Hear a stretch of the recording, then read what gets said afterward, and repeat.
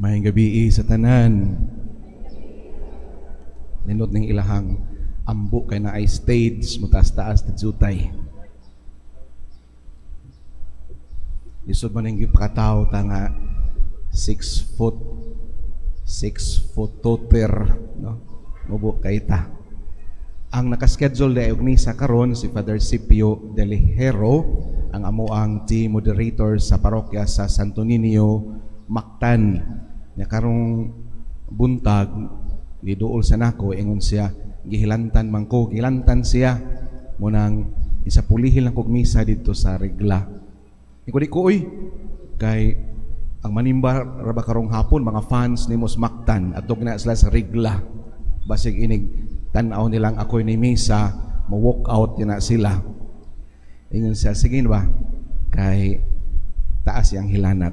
Sa itong iampo sa Father Scipio nga maayos iyahang hilanat. Naminaw mo sa Ebanghelyo nga gibasa? Naminaw mo? Naghisgot mahitungod sa biyuda. Di ba na ay biyuda gisgutan sa Ebanghelyo? Basta ganig magminyo gani mo, kandidato gyud mo sa pagkabiyudo o biyuda adto magina paingon kay tagsara may magtiayon na magdungag kamatay na maguna, di ba? So ang mabilin mahimong biyudo, ang mabilin mahimong biyuda.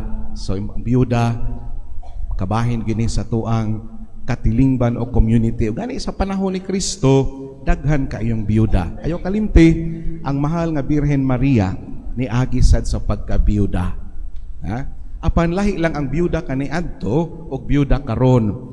Ang biyuda kaniadto makaluluoy labi na kon wala nay mubuhi niya nga anak.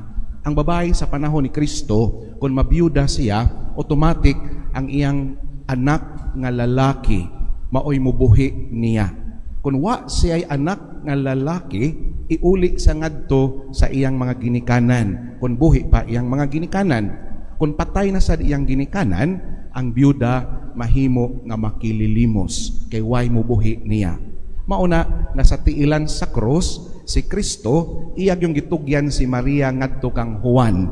Kay bawo man siya nga iyang mama biyuda, nya siya bugtong anak himatyo na.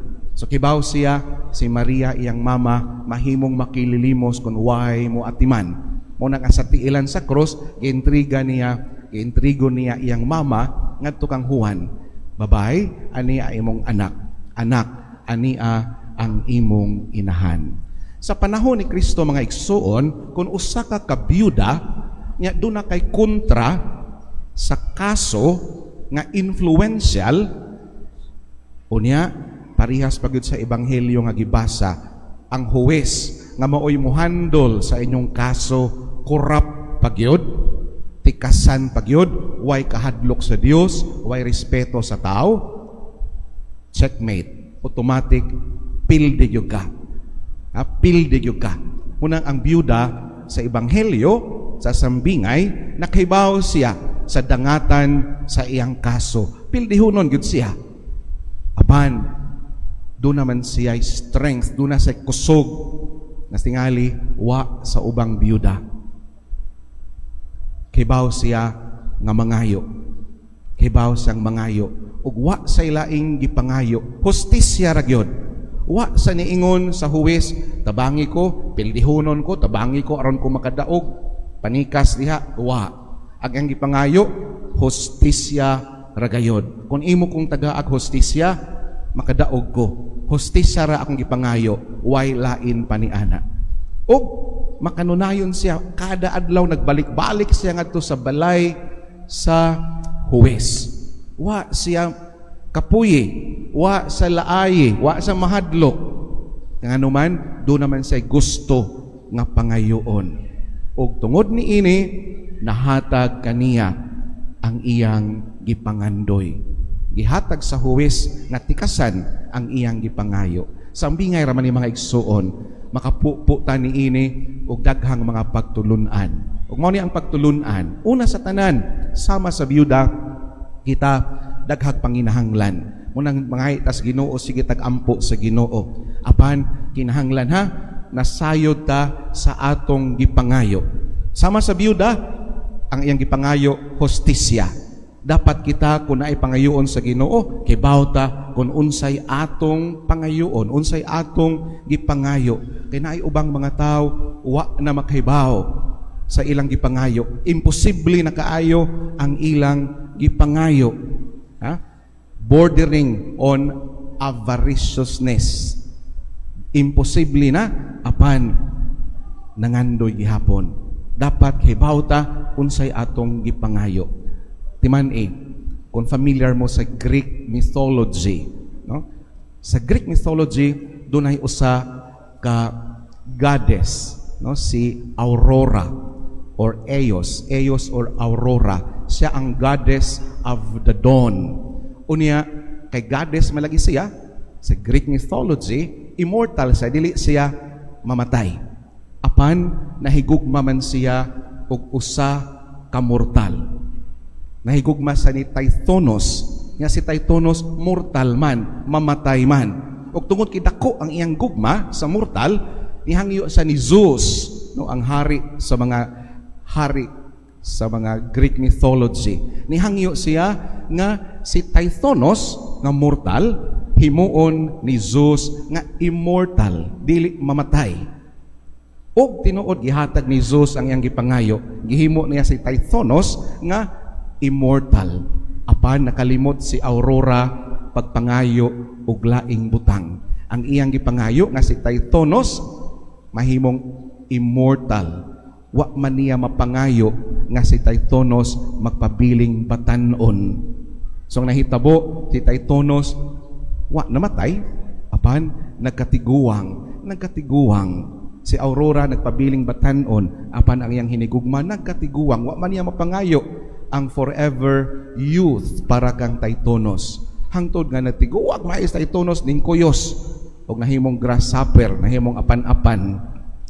So man nagiingon, the blessing became a curse. Kiwa sa masayod sa iyang gipangayo. Usahay ingon ana sabta, daghantag pangayuos Ginoo nga murag imposible na kaayo. No? Pananglitan kung imuhang ilong pislat, ay nalagpangayos Ginoong patason sa Ginoo ang imong ilong kay gipakataho man kang pislat. Kay bisan pagpaako nagbuyog, ini kaayo sa hubag, pislat lang gihapon na. Ayaw na lang, no? Gamitin nila nag-contour, aron mo taas-taas tanahon, Kung minyo ka, ay nalagpangayos Ginoo og uyab. Na may ubang minyo gud mangayo pag uyab. Minyo man kaayaw na lang. Kontento na lang sa imuhang paris ay napangitaglain. Di ba tayo babae na kampo sa simbahan? Minyo, sige, piyong-piyong. Kung sa manigiyaw-yaw ani niya. Gidool sa pari. Nangadzi. Sabi sa pari og nangadzi para sa kalag. Kaya ang pangadzi ka namang sa langob among gipuy-an. Sa langob among gipuy-an, Ginoo, ihatag na akong afam. Ano pa yung afam in taon? Oy, kung minyo mo, sa langob among gipuy-an, ang turko akong gilikay-likayan. Taas-taas na rin utang. Dapat kibaw ta unsay atong gipangayo. Sama sa biyuda, hustisya, maura ang iyahang gipangayo. Ikaduha, persistence in prayer. Di ta maluya sa pagampo. Kaya nga atong Ginoo, gusto na siyang magbalik-balik ta kada adlaw og pangayo. Kibaw man ang Ginoo. Nakita ang mga tao, tapulan kay ta. Mangayo ta, kung ihatag na, di na sa ta mungampo, di na sa ta bubalik sa simbahan. Kung ihatag na gani, Ginoo unya na sad mobalik ko, kung nasa ko'y tuyo, nasa ko'y pangayoon, naaman ako ni karon, unya na lang.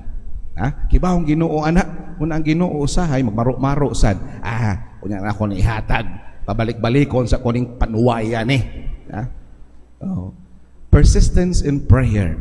Mao ni ang gikinahanglan usab nato nga attitude kung gusto ta nga paminawon og tunggon ta sa Ginoo. O katapusan, kay mo nagigutom naman mo. Katapusan, di ta mabalaka. Katingali ang hostisya sa kalibutan di nato maangkon. Ang hostisya sa kalibutan lahi ni sa hostisya sa Ginoo. Sayot ta ni ana. Bisang moingon pa sila nga everyone is born equal, dili gyud. Nagiuban gipakataw with a silver spoon, di ba? Naiuban gipanganak sa mga mahal kay nga ospital. Tagpila ka buok ubigay ni nitabang og paanak sa ilaha, no?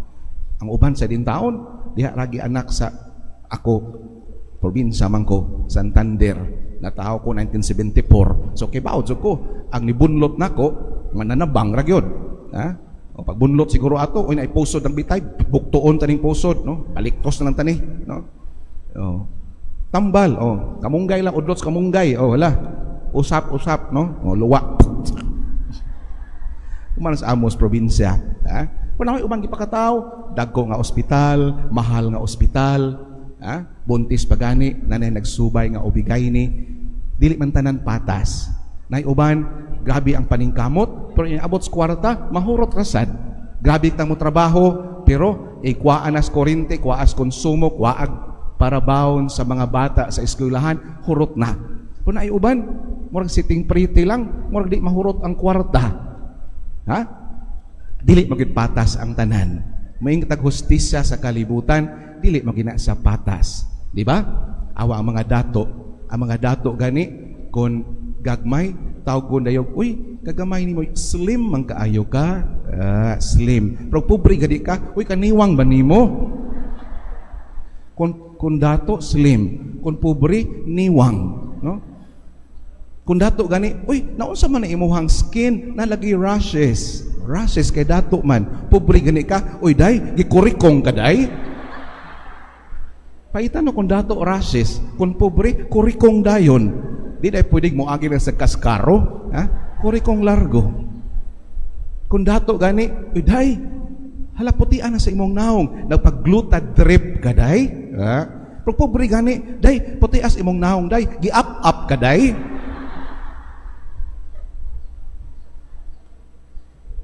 Kung sa may hustisya, anak, way hustisya, no? Kung dato, gluta. Kung pobre, up-up, no? Ang kalibutan, lahi ang hustisya. Di na to kalimtan mga igsuon, ang Ginoo adunay iyang kaugaling hustisya. O ang hustisya sa Ginoo, makiangayon gayon. Busa, di ta mahadlok, mubuhat sa unsay matarong. Di ta mahadlok, muampo kada adlaw. Di ta mahadlok, musakripisyo. Kay ang Ginoo nagtan-aw. O ang Ginoo mubalos kanato sa tanang maayong butang nga atong gibuhat dinhi sa atong kinabuhi. Sa ngalan samahan sa Anak sa Espiritu Santo.